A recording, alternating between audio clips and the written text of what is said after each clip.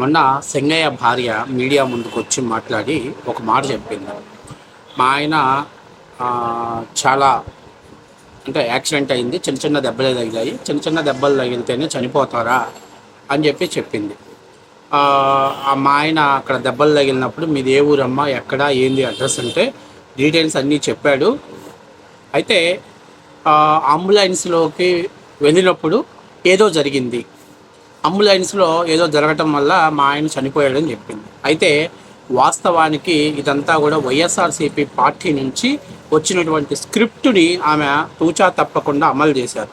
అంతేకాకుండా ఆ స్క్రిప్ట్ మాట్లాడేటప్పుడు వైఎస్ఆర్సీపీ పార్టీకి సంబంధించినటువంటి వాళ్ళు ఆమె పక్క నుండి మాట్లాడించారు, మనందరం కూడా చూసాం.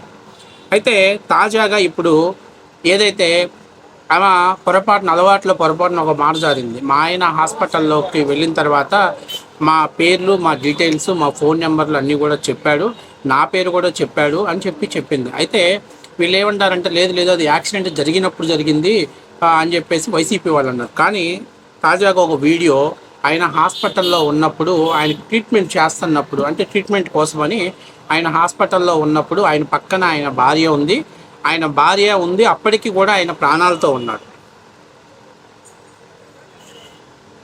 సో అంటే ఆయన హాస్పిటల్లో వచ్చే వరకు కూడా ఆయన బతికే ఉన్నాడు. మరి నాకు తెలియకుండా అడుగుతున్నాను, హాస్పిటల్ వరకు వచ్చిన వ్యక్తి బతికే ఉన్నప్పుడు మరి అంబులెన్స్లో ఏదో జరిగింది అని ఎట్లా చెప్పించారు? నేను అంటుంది, ఆయన ఏదో ఒక స్ట్రెచ్చర్ మీద పడుకొని ఆయన మీద దుప్పటి కప్పేసి ఉన్నారు.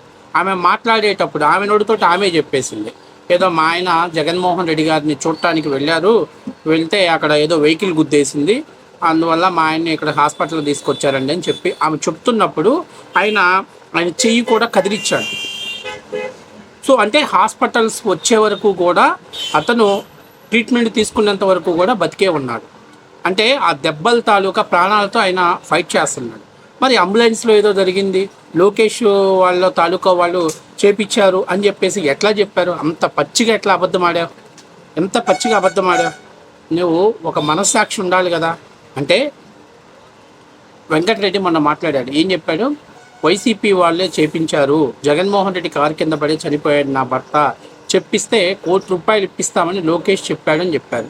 అలాంటిది జగన్మోహన్ రెడ్డి గారిని మీట్ అయిన తర్వాత ఆమె అంబులెన్స్లోనే అంబులెన్స్లోనే ఏదో జరిగింది అని ఆమె చెప్పింది అని అంటే, ఆ ప్యాకేజ్ కంటే ఇంకా ఏదైనా ప్యాకేజ్ ఇచ్చారా వాళ్ళకి? అలాగే వాళ్ళ కొడుకు ఏదైనా జాబ్ ఇస్తామని ఆఫర్ చేశారా? ఏది ఏమైతే మొత్తం మీద జగన్మోహన్ రెడ్డి గారు వైసీపీ వాళ్ళటువంటి గేమ్లో అమానుషంగా లోకేష్ పేరుని తీసుకొచ్చారు. కానీ వాస్తవానికి ఇదిగో ఆమంతటా ఆమె మాట్లాడేటప్పుడు ఆమె ఏదైతే తన భర్త అప్పటికి బతికే ఉన్నాడు, చెయ్యి కూడా కదిలిస్తున్నాడు, అది లైవ్లో మనకి క్లియర్గా కనిపించింది ఆ పిక్చర్. ఇదిగో చూడండి.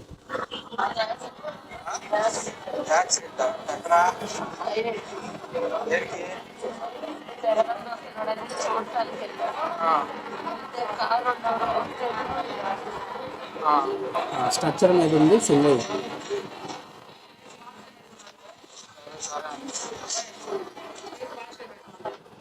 సో అప్పటికి ఆయన బతికే ఉన్నాడు, ఆ చెయ్యి కదిలిచ్చాడు. ఆ వీడియోలోనే మీకు క్లియర్గా కనిపిస్తుంది. ఒకవేళ మీకు కనిపించకపోయినా మళ్ళీ ఆ వీడియో నా పక్కన డిస్ప్లే చేస్తాను. ఎందుకంటే ఇంత అమానుషంగా అభంశుభం తెలియని వ్యక్తుల మీద ఇటువంటి నిందలు వేయటం అనేది ఎంతవరకు కరెక్ట్ అనేది కూడా మనం క్లియర్గా తెలుసుకోవాలి. ఏమైంది? యాక్సిడెంటా? ఎక్కడ? దేనికి? జగనన్న వస్తున్నాడని చూడటానికి వెళ్ళాడు. వెళ్తే కారు ఎవరు వెళ్ళిపోయి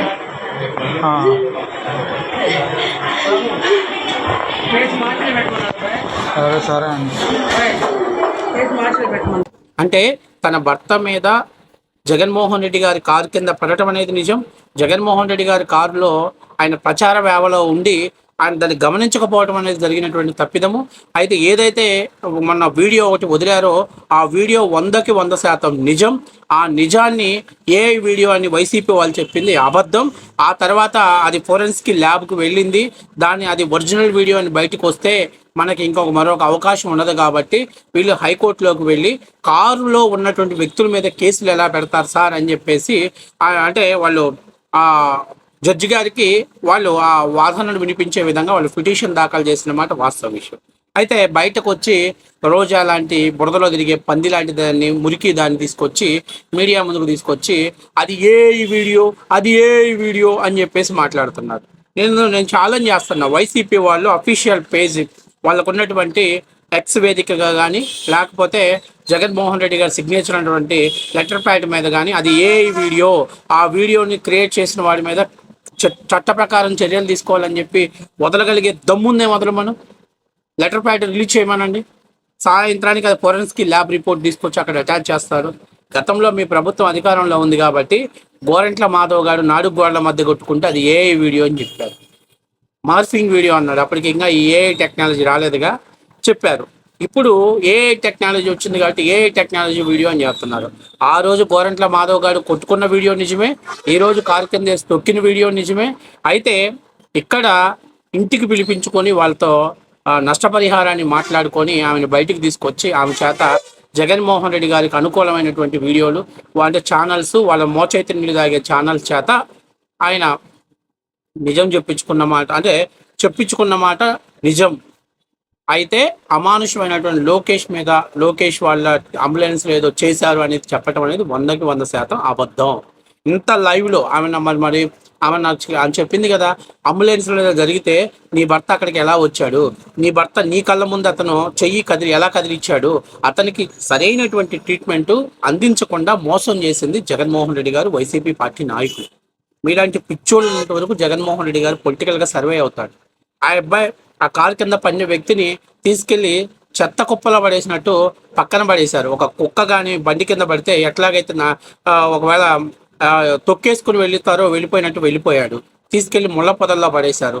ఆ తర్వాత ఆటోలో తీసుకెళ్లాలని చూసి అంబులెన్స్ ద్వారా వెళ్ళి కనీసం యాక్సిడెంట్ జరిగినప్పుడు గవర్నమెంట్ హాస్పిటల్కి తీసుకెళ్తారు, కానీ కనీసం నువ్వు నీ కారు కింద పడినప్పుడు కనీసం అతనికి ఒక ప్రైవేట్ హాస్పిటల్ తీసుకెళ్లి బెటర్ వైద్యం చేసి ఉంటే ఈరోజు సింగయ్య చనిపోయేవాడు కాదు. తప్పు జరిగింది కానీ దాన్ని కవర్ చేసుకునే ప్రయత్నం చేస్తున్నాడు.